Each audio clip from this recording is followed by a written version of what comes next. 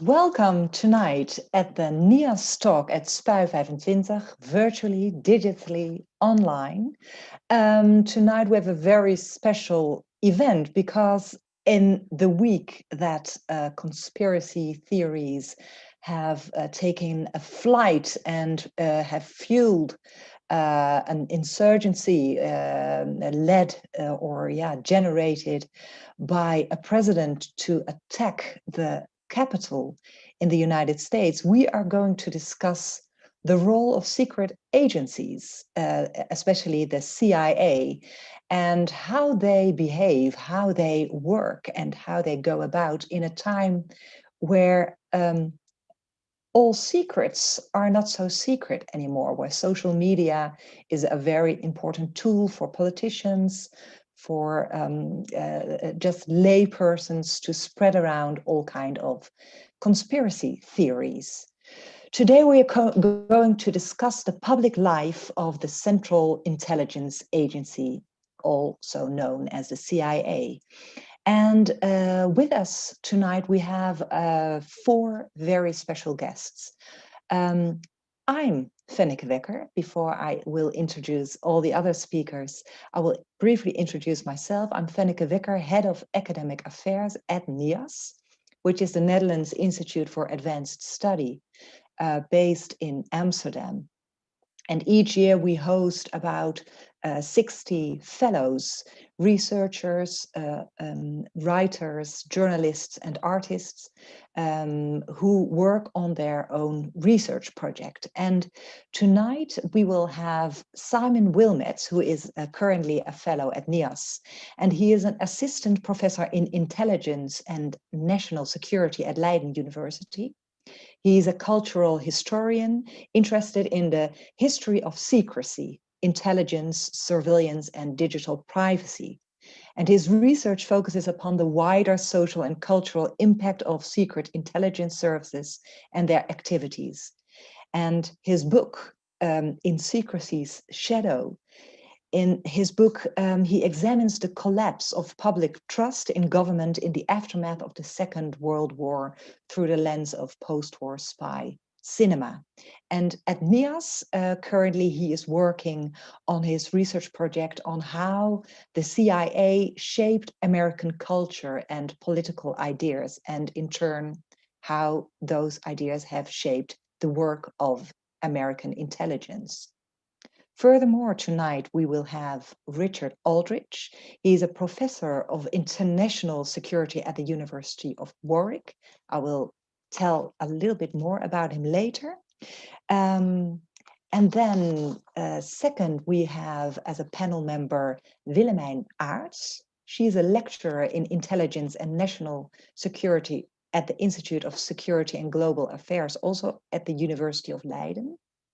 And then finally, we have Rutger van der Hoeven, who is a journalist and historian.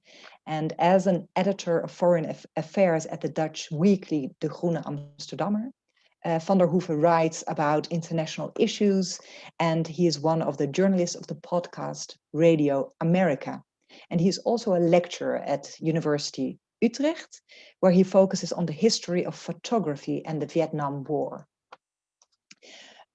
Today we will start with a talk by Simon Willmetts. He will talk for about 20 minutes, and then the panel members will briefly respond, and then we will have plenty of time for discussion. And you can also post your questions or responses or observations in the Q&A. So we are looking forward to hearing your thoughts. Simon, may I invite you to turn on the camera? Welcome. Hello, can you hear me? Yes, very well. Great to have you here. You can share your PowerPoint with us. Lovely. And then you can start your presentation. Wonderful. I think you can all see that. So Firstly, I'd just like to say it's an absolute privilege to be here. Thank you so much to NIAS, and thank you so much to SPAL 25 for organising this fantastic event. And thank you also to all the speakers. I'm really looking forward in particular to the discussion afterwards, because I'm just really going to give a taster of some of the issues and some of the controversies and debates that have impacted the CIA, if you like, in the last 20 years. In fact, it's a very narrow talk in a certain sense. But after the pandemonium that we all witnessed last week inside the United States Capitol, with half-naked Trump supporters in bullhorn hats flooding the floor of the United States Senate, I mean, I probably don't even need to describe this to you. I'm sure it's right there in your mind already. I wanted to begin this talk anyway with a reminder of the more somber and the more august function that the United States Congress can play in upholding America's democratic values, and at times playing the very difficult role of holding its leaders and sometimes its intelligence agencies to account. So I'm going to begin with one of the most controversial moments, probably the most controversial moments of the CIA's recent history. And I'll just show you a quick clip from when Dianne Feinstein, the senator, on the 9th of December 2014, after a very acrimonious partisan squabbling between her, she's a Democrat, and her Republican colleagues on the Senate Intelligence Committee, she finally stood up on the Senate floor, the very same Senate floor we've all seen those images of over the last week, took the podium and made a speech announcing the publication of a 500-page summary. It was just a summary, but a very, very detailed summary indeed, of a much more extensive classified report of the CIA's secret interrogation and detention program, or for most plain-speaking people, also known as a program of torture. I want to begin with a quick clip then from Dianne Feinstein making that speech, just to remind us of perhaps some different images from the United States Senate of the last 20 years. And let's hope this video works and you can all see and hear it. Today, a 500-page executive summary of the Senate Intelligence Committee's 5.5-year review of the CIA's detention and interrogation program, which was conducted between 2002 and 2009, is being released publicly.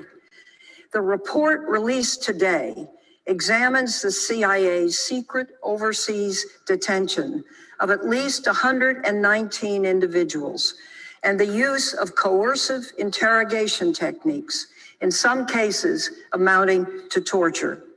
It shows that the CIA's actions a decade ago are a stain on our value and on our history. The release of this 500-page summary cannot remove that stain, but it can and does say to our people and the world that America is big enough to admit when it's wrong and confident enough to learn from its mistakes. Releasing this report is an important step to restore our values and show the world that we are, in fact, a just and lawful society. Okay, so I hope you all managed to get that. So although just a summary, the declassified portion of this report is remarkably detailed and specific, giving us quite a clear window into one of the most secretive programs during the War on Terror. Indeed, the report details how those who participated in the interrogation were told that the program would remain secret, perhaps even indefinitely. Well, it didn't remain secret for very long at all. And I'm going to now describe some of the things that the torture report details, and if these are things that traumatize you in any way, then please, mute your audio until I've moved on from the this slide. But I think it's important to describe what the report showed. Simon, I have to ask you to clear your microphone, because it seems like you touched the microphone. It's hard to hear. Can you hear me now? Yeah, better. Thank you. Yeah. Sorry, it's in the movement. I'm covering it up with my notes. Okay. So please mute your mic if these very graphic descriptions of torture trouble you. But I think it's important to talk about what we're actually talking about.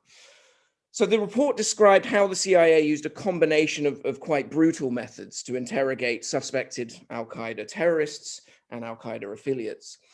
The most famous of these techniques, of course, was waterboarding, which involved strapping a detainee to a gurney, tilting their legs above their head, placing a towel over their mouth and nose, and then pouring water into the towel, which makes the suspect believe they are drowning.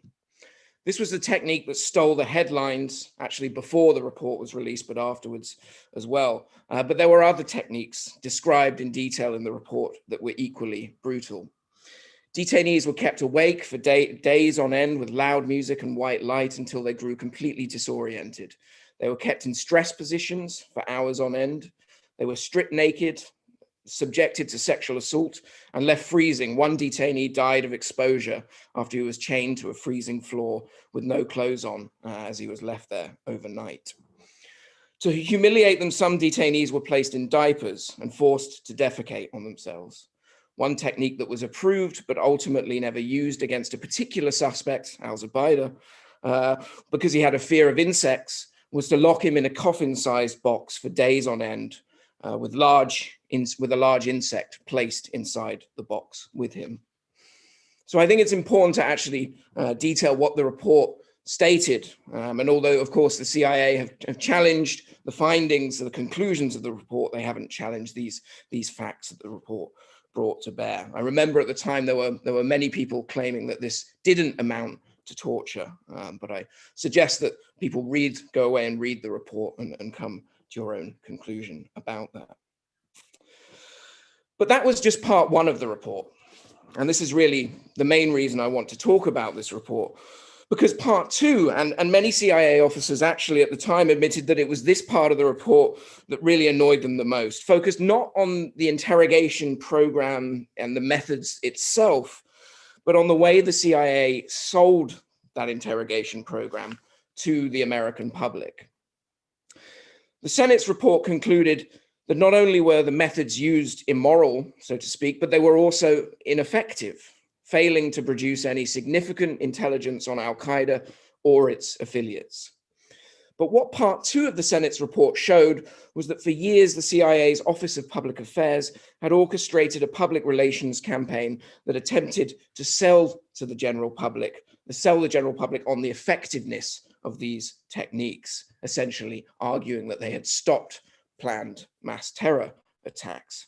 In doing so, the Senate, this second part of the report concludes that the CIA essentially misrepresented the reality of this program and its effectiveness. So the CIA's Office of Public Affairs met with a number of journalists, including the best-selling author, Ronald Kessler, and the New York Times journalist Douglas Jael, to brief them on the effectiveness of torture. In these background meetings with members of the press, they provided them with classified information, but it was classified information that told a particular story that the CIA wanted these journalists to tell. In doing so, arguably, they revealed a certain double standard at play, whilst whistleblowers, as we're all familiar with now, like Edward Snowden, and more recently, who's been in the media a lot, Julian Assange, faced decades in prison for revealing classified information. Those journalists who published classified information but cooperated or were given that classified information from a background information meeting by the CIA Public Affairs Office faced zero consequences. No investigations were launched, no criminal charges were filed. And when members of the House Select Committee on Intelligence raised concerns about classified information that was published in one particular Douglas Jael New York Times article, they were told by CIA lawyers that because part of the article was based on background information provided by the CIA's own Office of Public Affairs, this essentially negates any use in filing an unauthorized disclosure report and launching an investigation into how this classified material came out. In other words, it's fine to print secrets if the CIA's public relations department have given them to you. Although not mentioned in the Senate's report, the CIA also tried to get their narrative across on torture through popular entertainment. In December 2012, over almost 2 years before the report was made public, the Hollywood director Catherine Bigelow, who previously won the Academy Award for Best Motion Picture for her movie Hurt Locker, released the film Zero Dark 30. The film tells the story of the CIA's hunt for Osama bin Laden and was nominated for the Best Picture Award at the Academy Awards. Numerous CIA officers and high officials met Bigelow, and the scriptwriter Mark Bowl were offered cooperation and met many times with CIA officers and members of their counterterrorism staff, granted unprecedented access, and there are hints that perhaps they were provided classified information as well.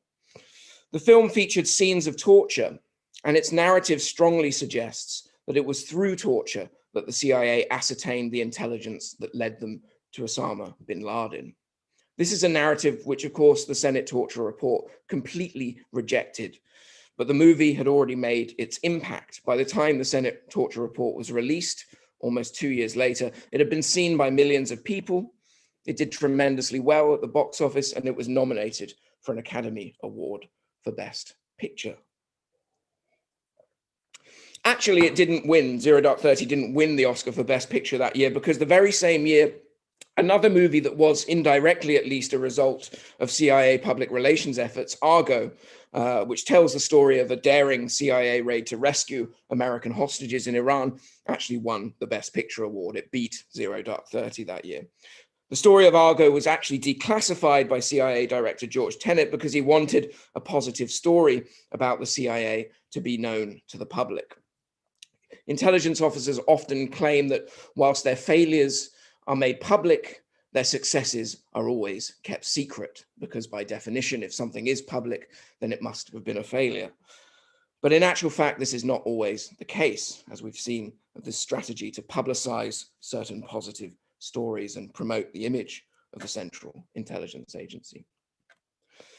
Within the CIA, concerns were raised actually by employees about the CIA publicly defending their interrogation program so adamantly, and how they occasionally leaked certain bits of classified information to friendly journalists. But when the deputy director of the CIA's counterterrorism unit, Philip Mudd, who's pictured here on CNN, he's now kind of on the media quite often, talking about CIA and counterterrorism issues. This was his response within the CIA's internal messaging chat. Maybe people should know we're trying to sell their program. If they complain, they should know that we're trying to protect our capability to continue. We're not just out there to brag. They don't realize that we have few options here. We either get out and sell, or we get hammered, which has implications beyond the media. Congress reads it, cuts our authorities, messes up our budget. We need to make sure the impression of what we do is positive. We must be more aggressive out there. We either put out our story or we get eaten. There is no middle ground.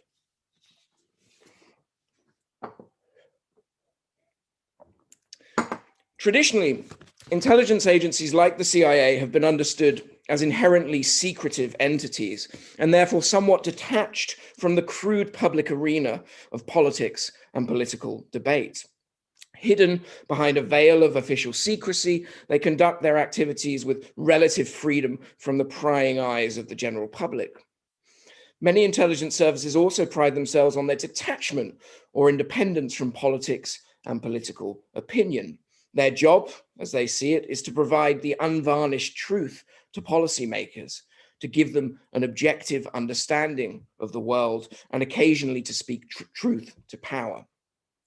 The emblem of the Dutch intelligence service, for example, the AIVD, is a picture of three fish swimming against the stream, which symbolizes the difficult role they must sometimes play in swimming against the current of political opinion to deliver painful truths to policymakers. And I'm sure they've had quite a few moments like that in the last 12 months, that's for sure. The CIA's motto, which is carved into the wall of their original headquarters lobby, is the biblical verse, "And ye shall know the truth, and the truth shall make you free." So this is the ideal vision of how intelligence services should operate, and it's a noble vision. They should provide an objective window onto the world without politics or partisan squabble, the kind of things we've seen so often in recent years. The truth about the world out there and nothing but the truth, if you like. But this beautiful cocoon that intelligence services have dreamt up does not exist. And we all know that in reality, intelligence services, particularly in recent years, are often in the thick of it politically. They are embroiled in our most basic ideas about what constitutes democracy and liberal society, especially in the United States. Should our governments be able to spy on us? Should our governments keep secrets from us in a democratic society? If in certain circumstances they should, what are those circumstances? These questions haunt us, our political debates, our conceptions of who we are as a democracy. In the United States, in the Netherlands, perhaps, and I hope we can have a conversation afterwards about, whether this is something that applies particularly to the United States or whether this is a broader phenomenon. And in many countries around the world who profess higher ideals in their international relations, but nevertheless must resort to covert means from time to time to deal with the international community. This imbues great significance into the work of intelligence services. And though intelligence services are to an extent secret, we talk about them all the time. We talk about them in spy movies, in spy novels, in spy memoirs, in hard-hitting investigative journalism, in art, in music. There's even spy cookbooks, some of them approved by the CIA, of course. But we also often talk about intelligence services through conspiracy theories. Did the CIA kill JFK? Did they smuggle crack cocaine into the South Central Los Angeles to subvert African American communities? Do the CIA pull the strings of global affairs? Do they constitute, quote unquote, a deep state, secretly plotting to undermine President Trump and subvert the democratic will of the American people, a narrative that the president himself has indeed sponsored and retweeted many times? I'm glad I took these tweet shots a while ago because you can't get them anymore because his account's been pulled. The answer to all of these questions, of course, is most certainly no.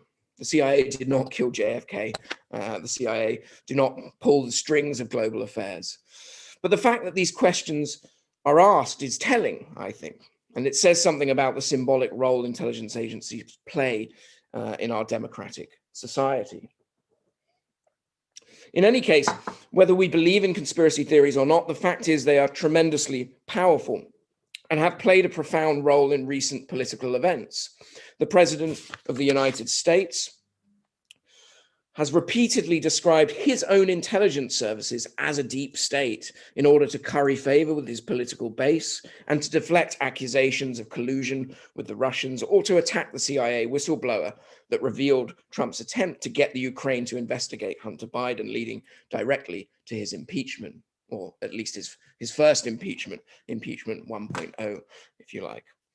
So whether they like it or not, the CIA has been dragged through the political mud. And there's a long, not always fairly, and I hope we can discuss that as well. They are often scapegoated. Interestingly, the torture report makes no mention really at all of the Bush administration and how this program was condoned by the president, even though Bush admits this candidly in his memoir himself, as does Vice President Dick Cheney. So whether they like it or not, the CIA is embroiled in politics, and this has become especially acute in recent years. So I'll just wrap up now because I'm looking forward to this discussion. But I'd like to answer that question. So are secret intelligence agencies really all that secret?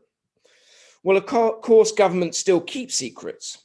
Some people, and I believe Professor Aldridge, who's here with us tonight, is one of those people, have argued that in a digital age, for example, when someone like Edward Snowden can walk out of the NSA with a USB stick filled with hundreds of thousands of documents, it becomes increasingly difficult, perhaps even impossible, to maintain secrecy in certain respects. In the United States, something like 1.5 million people have top secret clearance, which gives you an idea why Edward Snowden's exist when that many people could have access to secrets of the highest order. No wonder Snowden's exist. But at the same time, of course, there is still a great deal we don't know about our intelligence services and what they get up to. I'm not trying to deny that. But my point is this: in a certain sense, it doesn't matter how well intelligence services like the CIA keep their secrets. We're still going to talk about them.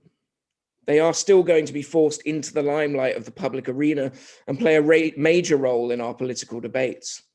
Some of the most significant moments of Donald Trump's political career have involved intelligence services, whether it was director of the FBI James Comey intervening at the 11th hour in the 2016 election to announce the reopening of an investigation into Hillary's emails. Do we remember Hillary's emails? It seems like so much has happened since then. Or whether it was the CIA whistleblower on the Ukraine scandal that led directly to Trump's first impeachment, or the QAnon conspiracy theories about a so-called deep state, which led in some senses directly to the insurrection we witnessed at the US Capitol building last week. Intelligence agencies and the way we, the public, understand intelligence services have profoundly shaped American politics, particularly over the last 4 years. And I want to finish now by making two concluding points, and then I'll throw it over to our very esteemed panel for a discussion. Point one, though intelligence services want to live in this cocoon, in some senses sealed off from wider society, culture, and politics, they can't. Again and again, they have been and will continue to be dragged into the public and political arena. They profoundly influence our politics and culture, and in this sense, they are not secret at all. They are very much public institutions and must engage in public debates about their work. Point two, realizing the increasing importance of their public profile, intelligence service, and I'm focusing especially on the CIA here, themselves have begun to shift from blanket secrecy to a form of information management and public relations. In other words, they increasingly seek to influence the public narrative about their work by publicizing certain facts about themselves while keeping others secret. In this sense, our metaphors for understanding secrecy should perhaps change. Secrecy is not a veil or a curtain that is pulled shut, but is rather perhaps some kind of valve, if you like, that helps to regulate and control the flow of information. There was an early 20th century sociologist, some of you might have heard of him, Georg Simmel, who said something very similar about secrecy in a famous essay on the sociological aspects of secrecy. Or, as the deputy director of the CIA's Counterterrorism Center, Philip Mudd, put it perhaps more succinctly than Simmel, we either put out our story or we get eaten. There is no middle ground. I'm going to leave it there and hand over to our esteemed panel. Thank you very much for listening. There I was. Simon, thank you so much for your wonderful talk. This is a great start for this panel discussion, I believe. Thank you so much. I will now give the floor to Richard Aldridge.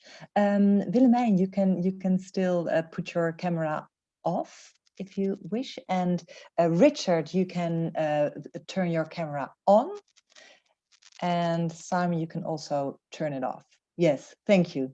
It's a lot we have to think about. Richard Aldridge, thank you very much for coming. Welcome. It's a privilege to have you here all the way from Warwick, I think, from the UK.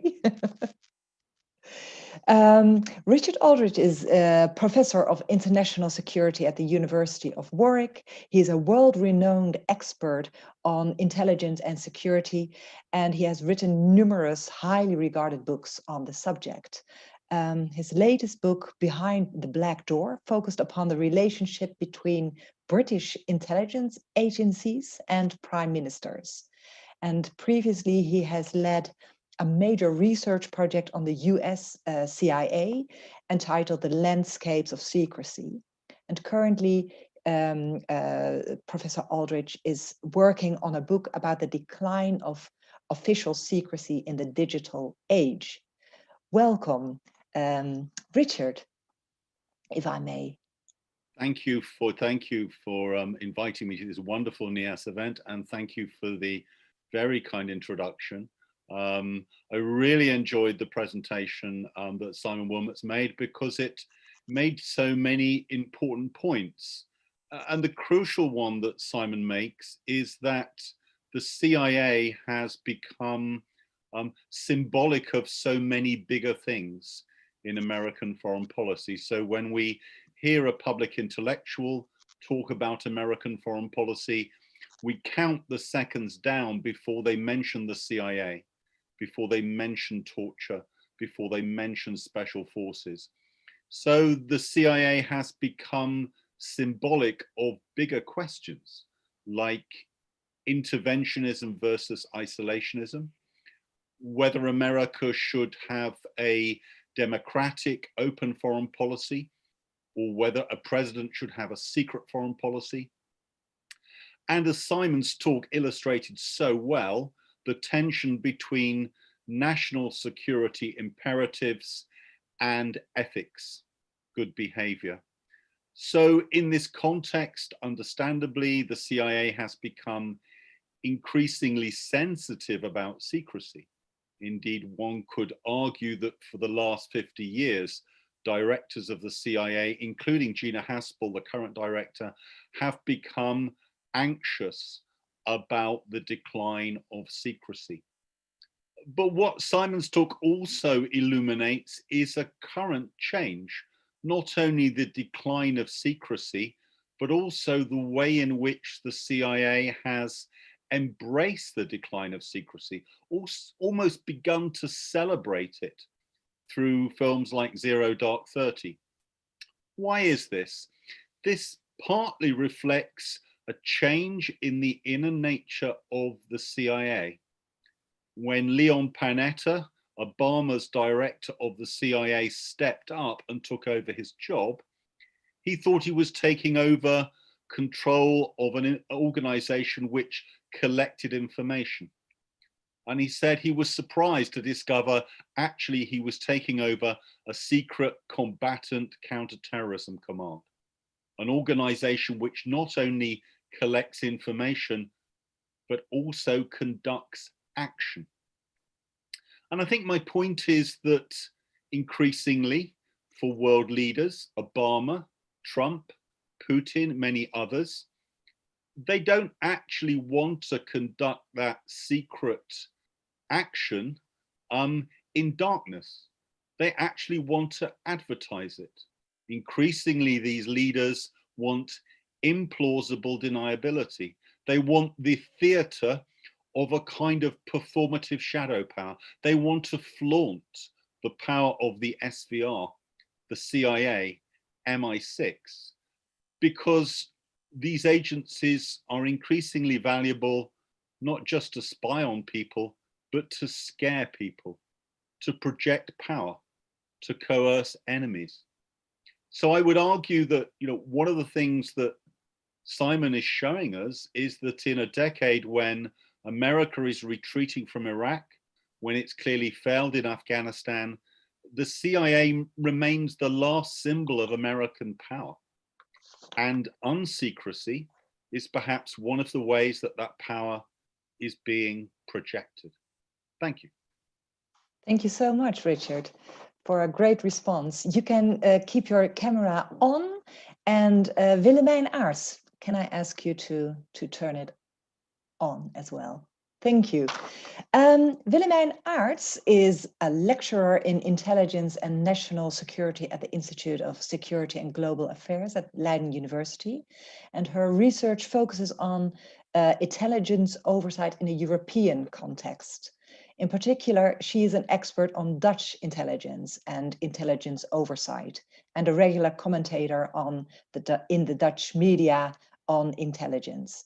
And she is also a member of the Peace and Security Committee of the Advisory Council on International Affairs. Welcome, Willyman. Great to have you here. Can you unmute yourself, please? Of course. Thank you for your kind introduction, Simon. Thank you very much for your talk. Normally we sit in the same office, actually, so we haven't seen each other for quite some time. So it's very nice to be active together in a panel tonight. As you were mentioning, Fenneke, I mostly focus on the Dutch services. So this is also the way I will respond to Simon's talk. And actually, especially the image that Simon projects is interesting to us. Our students, the image they have from intelligence and security services, also the image that they have from the Dutch services, is actually mostly based on images they have from the CIA. Actually, but also, like, for example, the James Bond or the Homeland series actually really determine the way they look at the services. Simon was mentioning it already, that services don't want to be above the fold in newspapers. They can actually most of the time not say anything about their successes, but their failures are all over the place. And that is sometimes quite difficult for them as well. And that's what you see. Our students, they have the image that also the Dutch services can follow everyone. They sometimes are afraid of the fact that if they are Googling something for an assignment that we give them, that the services will actually be tracking them. And then most of the time we give them the example that in Dutch intelligence, they're only, and that's a major contrast to the US situation, we have about 2,000 people working for the services. And that includes also maintenance personnel, etc. So you can imagine that it's not possible at all to follow everyone or to keep track of everyone in the Netherlands. So that's also something that we, I think at university, we try to describe actually the current situation in the Netherlands, and that is so different from the situation in the United States. On the other hand, there are some similarities, of course, as well. When I see Simon's presentation, and he sketches the situation. I'm not aware of the fact that the Dutch services should have their own public affairs office. There's a communications department, but I'm not aware of a public affairs office. But what you see is that 2 years ago, but also this year, they really demonstrated one of their successes. There was a press conference by the Dutch Minister of Defense, together with the head of the Military Intelligence and Security Service and the British ambassador in the Netherlands, Peter Wilson, in October 2018, where they actually mentioned that they expelled Russian agents that were trying to hack into the Wi-Fi network of the OPCW in The Hague. And a couple of weeks ago, Erik Akerboom, the head of the General Intelligence and Security Service, he made public that the Netherlands actually unfolded a network of the Russians trying to gain technological information in the Netherlands and trying to recruit people to work for them in that regard. So I mean, that are some of the successes and also the promotion, if you wish, of the Dutch services as well. And one of the former heads of the service, they mentioned how we are in Dutch is open waar het kan, geheim waar het moet. So open if possible, but we need to stay secret in case it's necessary. So they try to be a bit more open, I feel. But my colleague, Professor Paul Abels, he actually made up a term for this secrecy within the services. He calls it oystering, trying to keep it as close as possible. And he feels the need that they can be a bit more open sometimes. And I think that is very valuable also to create more understanding for the work that these services actually do. But I'll leave it right here because I'm looking forward to also all the questions that the audience might have. Thank you so much, Willemijn. Rutger van der Hoeven, can I ask you to come in? Thank you so much. Rutger van der Hoeven, he's a journalist and a historian. He's indeed also a lecturer at the University Utrecht, besides being a journalist at the Groene Amsterdammer. I already introduced you before. And so the interesting thing that you bring in today is that you are specialized in images and photography, and especially during how this was used during the Vietnam War. Rutger, can you give a short response to Simon's talk? Yes, thank you very much for inviting me, Simon. Thank you very much for your talk. I thought it was very interesting in your talk that you described how secrecy can be both a strength and a weakness for an organization like the CIA. Secrecy means that it can work away from the public's eye, that it can also suggest vast powers, which are both to its advantage, but also a weakness if they cannot sell their success, or if they can be seen as being part of a deep state or engaged in into activities that hurt the common people. So your talk illustrates how the CIA has tried to influence this dilemma.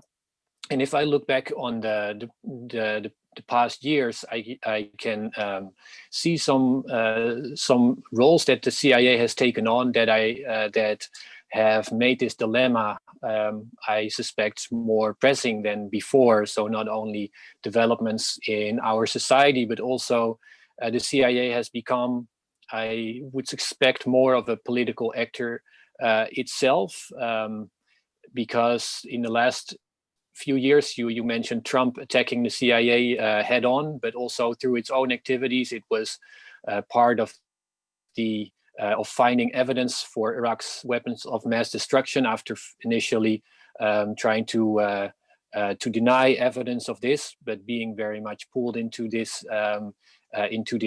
political effort to provide that evidence. It has become a combatant itself, in competition with the armed forces in Afghanistan, by drawing funds and actually doing the fighting in Afghanistan itself.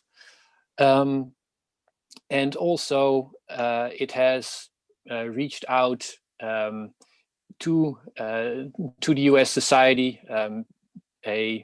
being a public service and trying to influence its how it reaches out to the US public and drawing on personnel especially. So I was hoping to talk a bit about those aspects and how you see them in the second part of this discussion.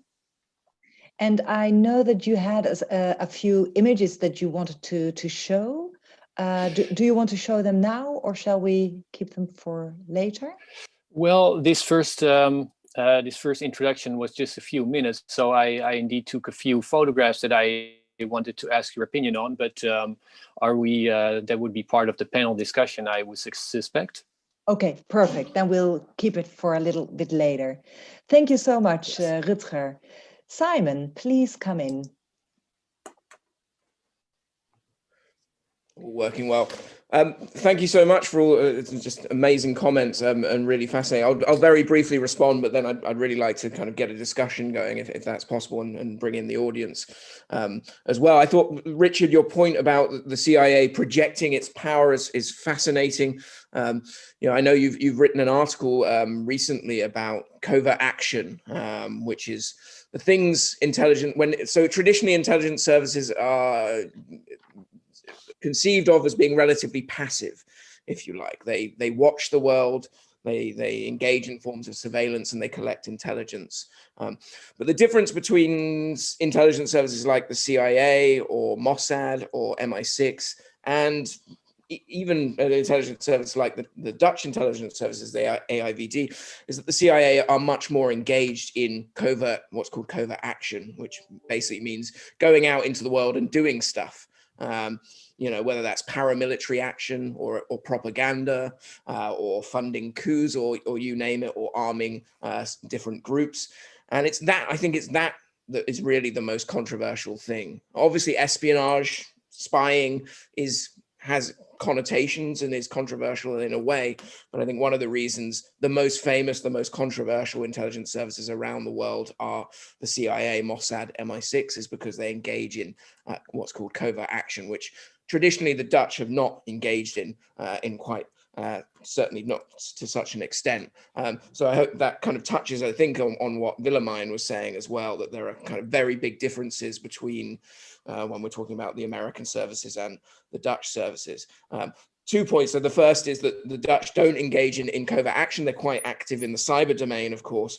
They're not as active in covert action, and it's covert action that tends to get intelligence services in trouble because you're doing stuff and changing stuff, and that's difficult to keep secret. And the second point, which Willyman also made, is that the Dutch is a much smaller service, which means secrets are easier to keep. Millions of people in the US have security clearances, not just people who work for the agencies, but also contractors. And it becomes very, very difficult to keep secrets when you have such an enormous intelligence bureaucracy. I think there was a hint of a question, perhaps in what Willyman was saying as well, and perhaps we can explore this as a panel. I'm skeptical on this, but does openness equal more public trust?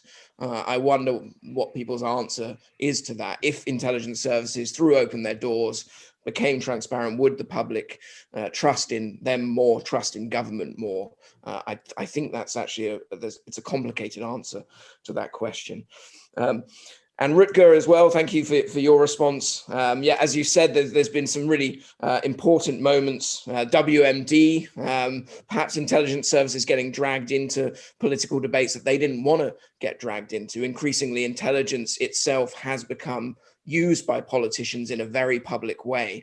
And the WMD example is the best example of that, when Tony Blair stood up and made his 45-minute claim about Iraq rockets and weapons of mass destruction. I think intelligence services would prefer it if their intelligence was kept secret and not dragged into the public arena in quite the same way, but increasingly they're finding that it is. So that's a really interesting point. And I think both Rutger and Richard sort of made this point that there's since 9/11 especially, there's been a shift, particularly in the CIA, away perhaps from more traditional intelligence gathering activities towards paramilitary operations in Afghanistan. As Rutger pointed out, the CIA played a decisive role in the war in Afghanistan, a leading role, in fact. So that changes you as an organization. If you stop being an intelligence service and start becoming essentially a military service, engaging in violence, that of course embroils you in very different types of debate and very different controversies. So that's a really important point as well about why we're so fascinated in talking about them so much. But thank you very much for all your comments, and yeah, I hope we can have a rich discussion about some of these points. Thank you, Simon. Yeah, just to kick off the discussion between the four of you, and there are already some questions from the audience, which I will pose to you later. I would like to start with a kind of basic question referring to the title of this NIAS talk, how secret are secret agencies. I wonder, perhaps Richard, you can start answering this question. How is it really problematic if secret service agencies would not be secret anymore? And if you think so, why? Why? For what? Why would it be problematic? Well, I suppose it's fair to say that if we had perhaps a CIA officer sitting here now, and we said, well, what good have you done in the world? They'd say, well, we've supported arms control. You can't have arms control without verification, and verification essentially means spying, checking the other side isn't cheating. So we wouldn't have had that arms control over the last 50 years. And also they warn about the possibility of surprise attack. And both those functions depend on secret agents who risk their lives to support that activity that arguably does make the international system safer.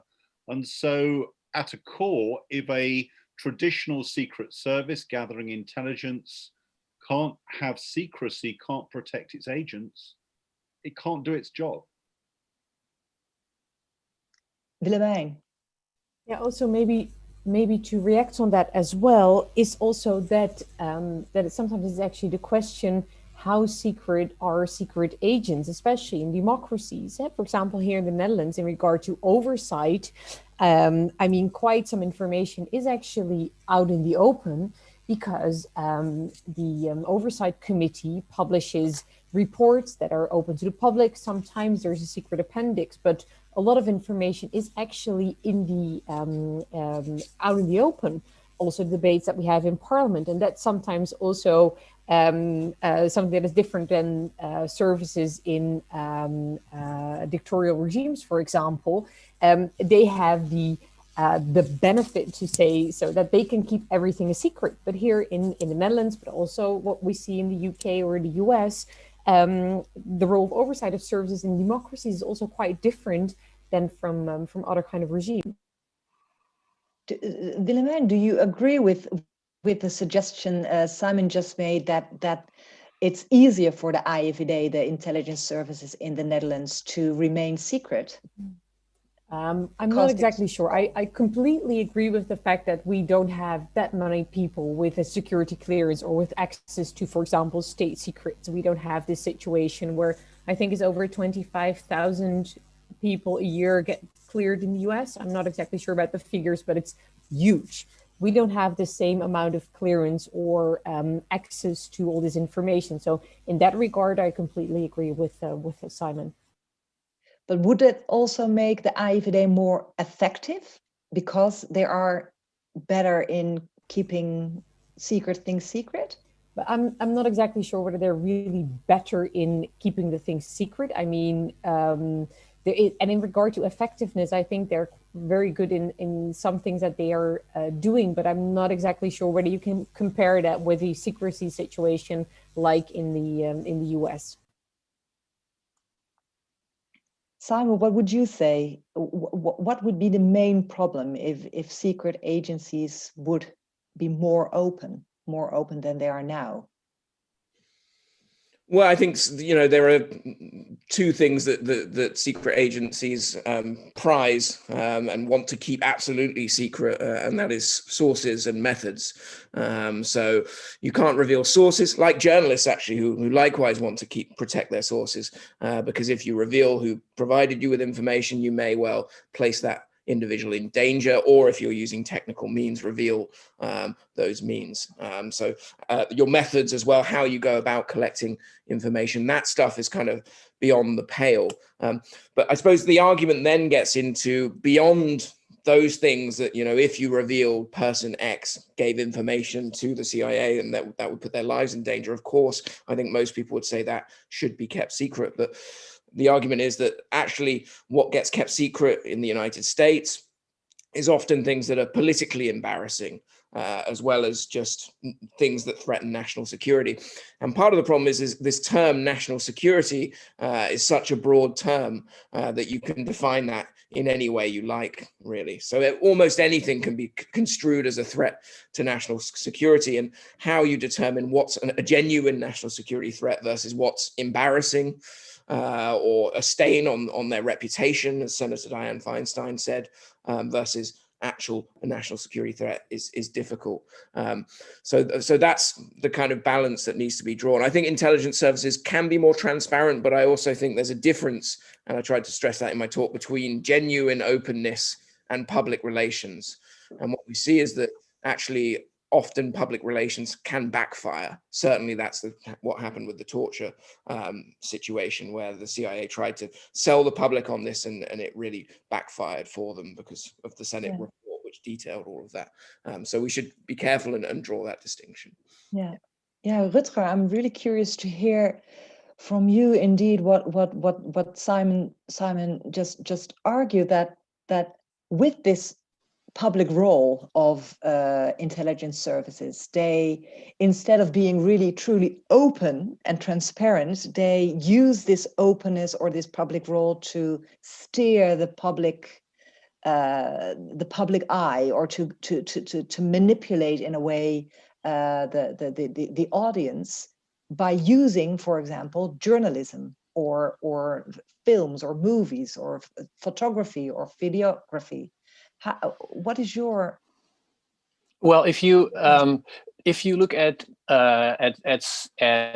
accounts of, for instance, the CIA members or members in the foreign ministry in the United States, they never describe their activities in this way as using visuals or journalists in for certain ends that they want to achieve. It's always in a defensive way, in a protective way, and in reacting during the Cold War, always in reacting to what the other side did, to what the Soviet side did.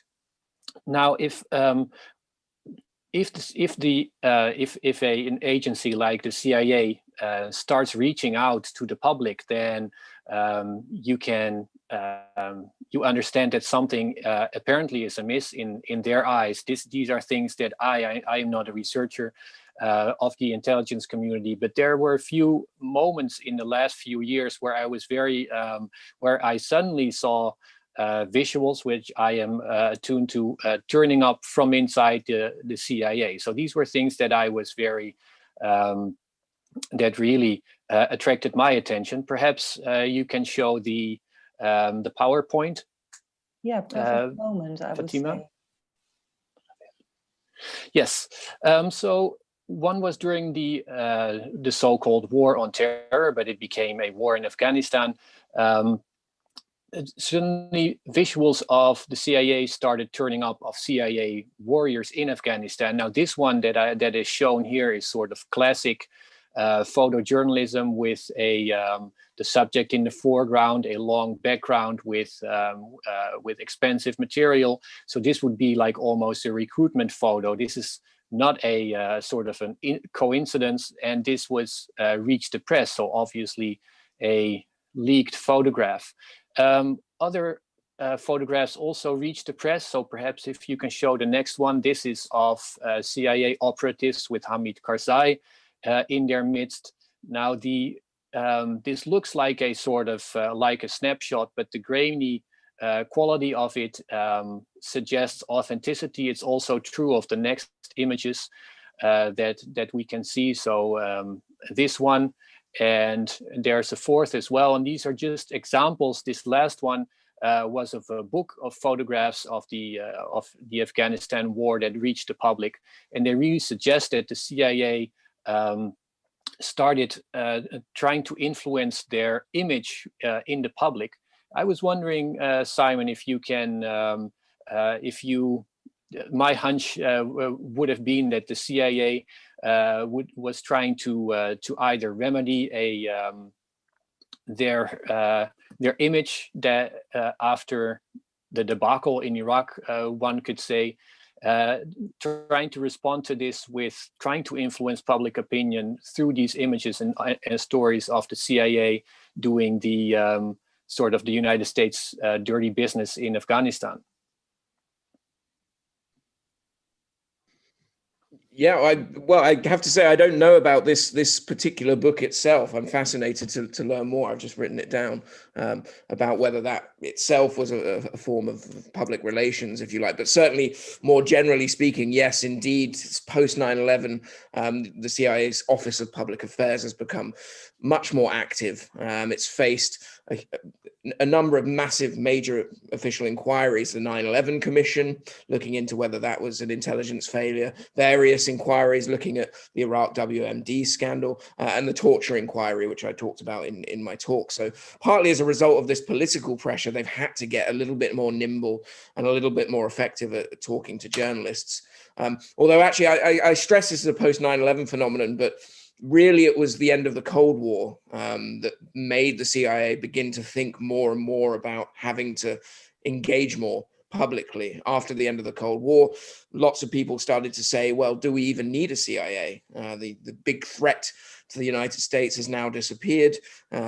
Serious senators were arguing that we should cut their budget, even abolish the CIA. And it was in this context that the Office of Public Affairs really emerged and became much more aggressive in promoting the CIA's interest. But certainly since 9/11, all of these scandals that they've had to confront has meant they've had a much more important role. But I have to say, I don't know about these specific images themselves. So thank you. I'm definitely going to check up on those. Thanks.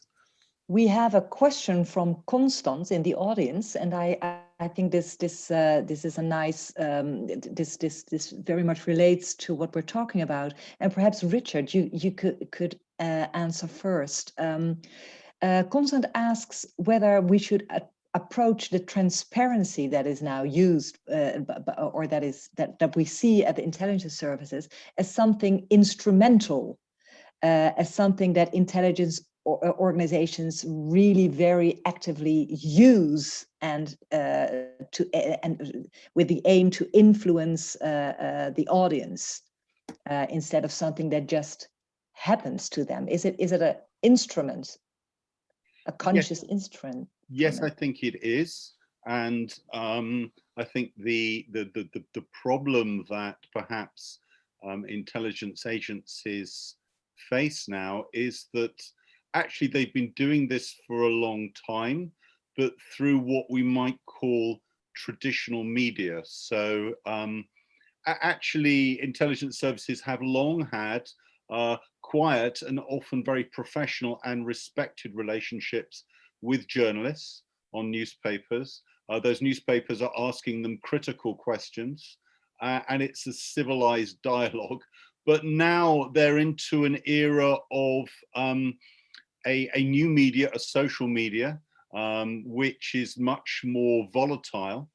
And particularly when a leaker or a whistleblower decides to release information, sometimes it's through a traditional medium, as Edward Snowden did. Edward Snowden chose to operate with traditional journalists, but sometimes they just dump the stuff onto the web, as did Manning, as we've seen with the Panama Papers.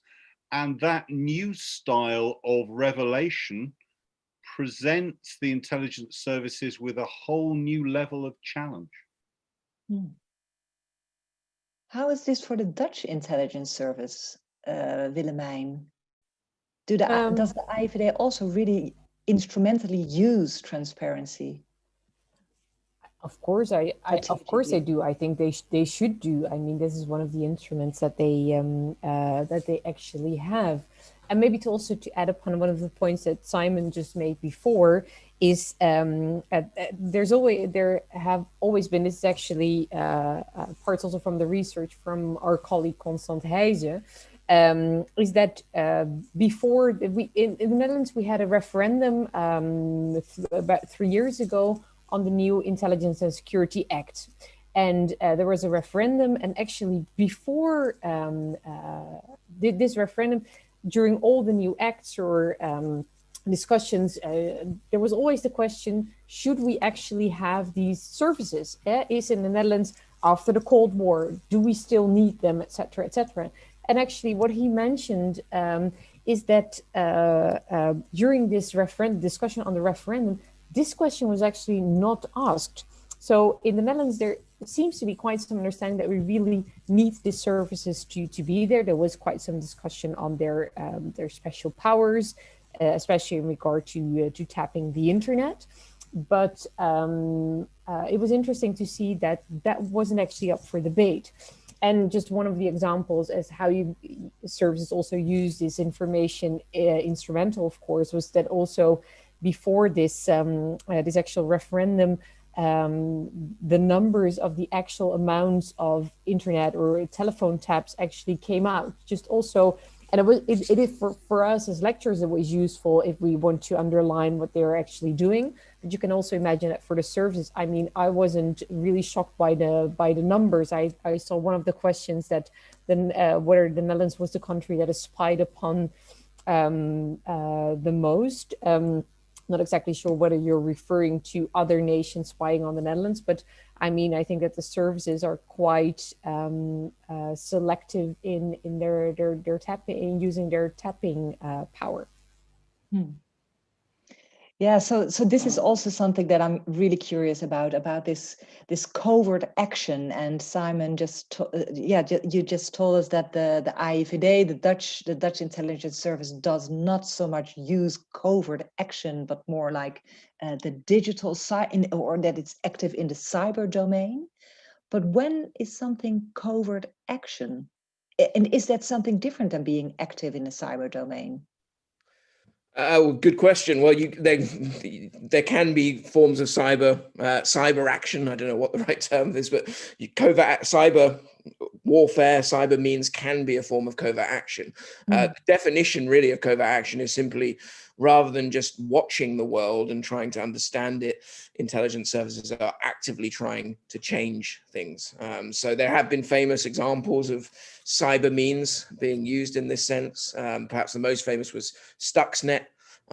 So we suspect this was a US and Israeli attempt to derail the Iranian nuclear program, and they used a cyber worm and a virus essentially to put back their nuclear program by a number of years. So that was a very famous example of that. So increasingly, although this is very debated actually, but increasingly, arguably, cyber means can be used to change the world.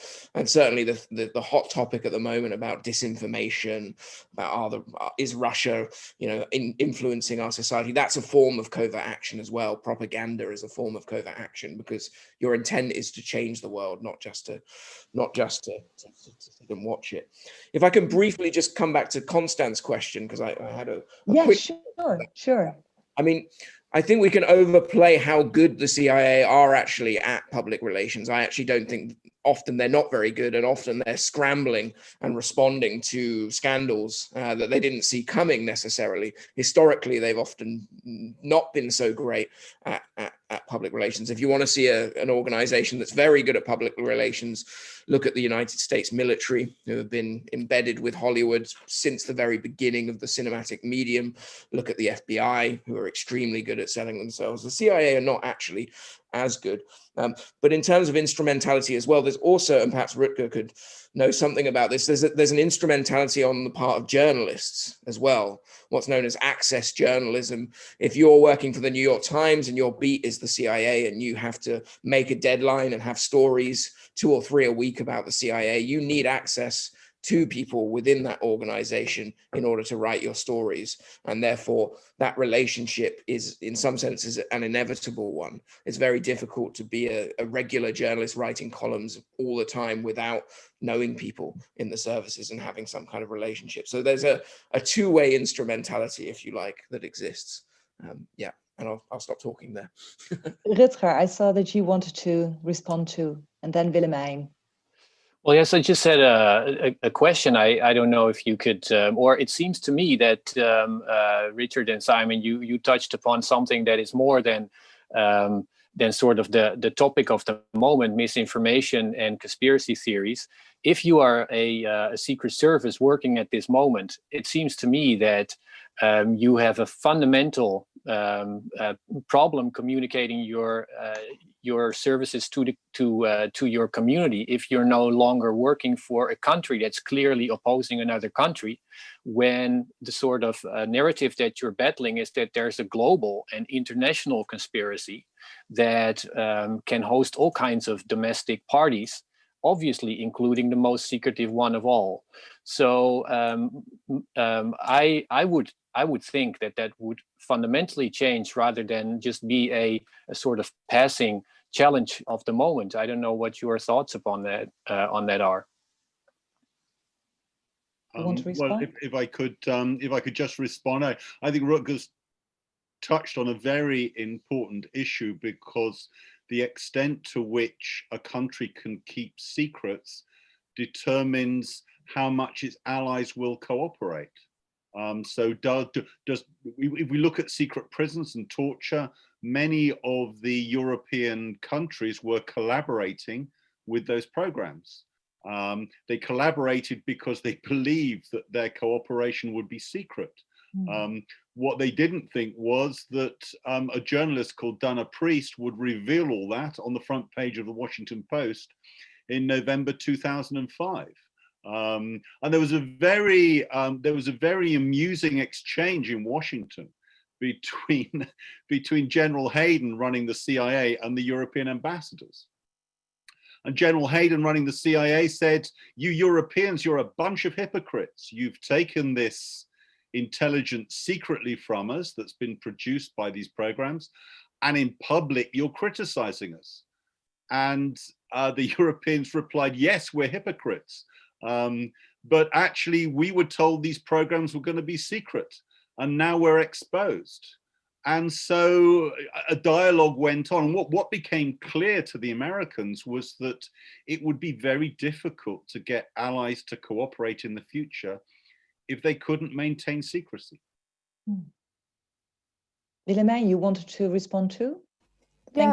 Also, so quickly, when Simon was describing that as journalists, you actually need some access to write about these services. I think this also goes for academics in some regard. Of course, you can do more historical research, sometimes on the basis of archives, but also if you want to, as an academic, work on the work of the services, it's also key that you actually build a relationship.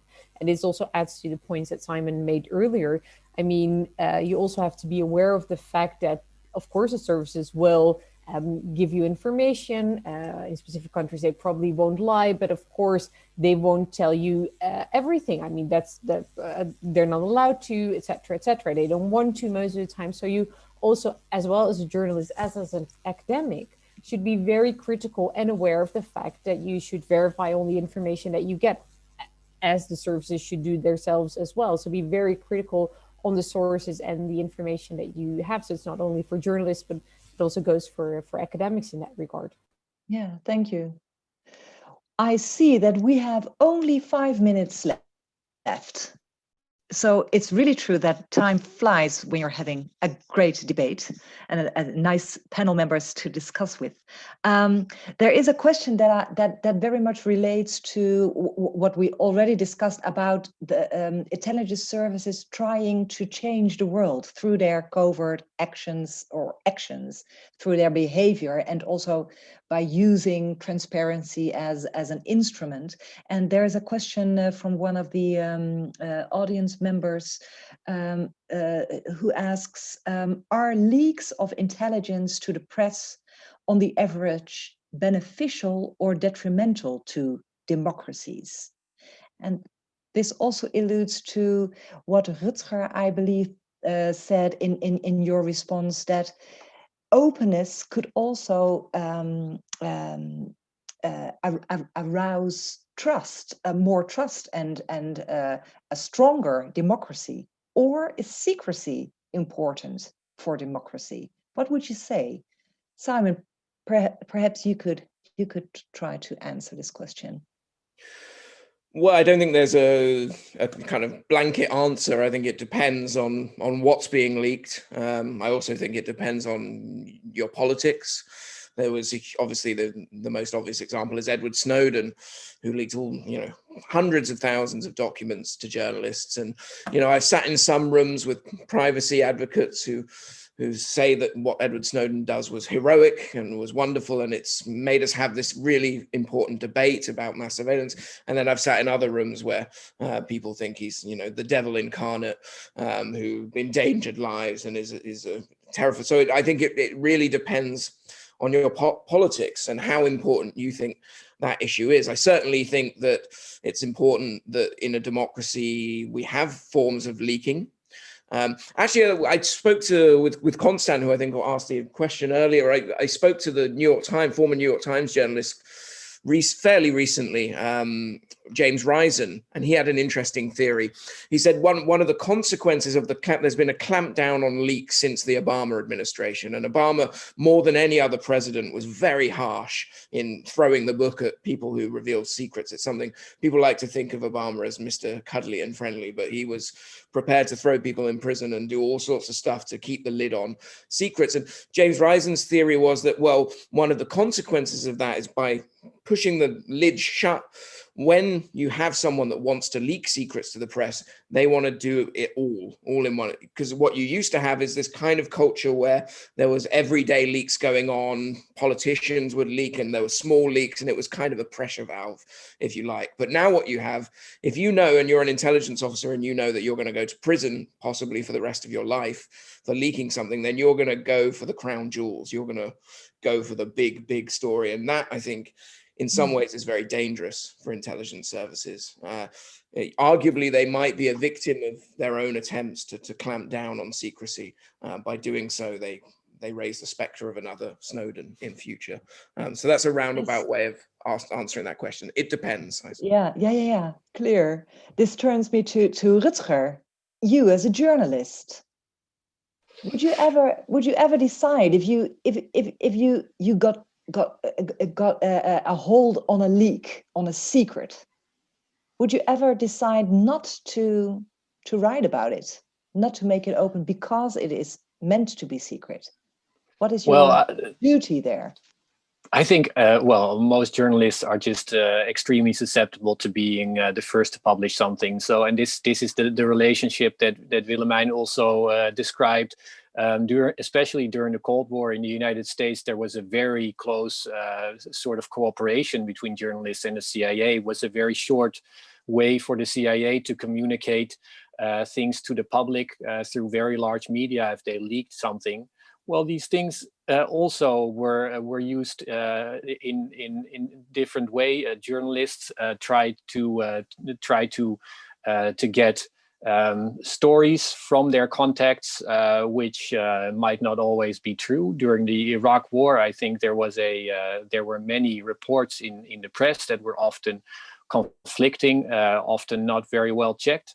I think that many journalists would be tempted to print stories, not always with very good ways to check whether it was true. But there's a sort of appeal, and obviously this can be used, but is a very dangerous tool as well for both.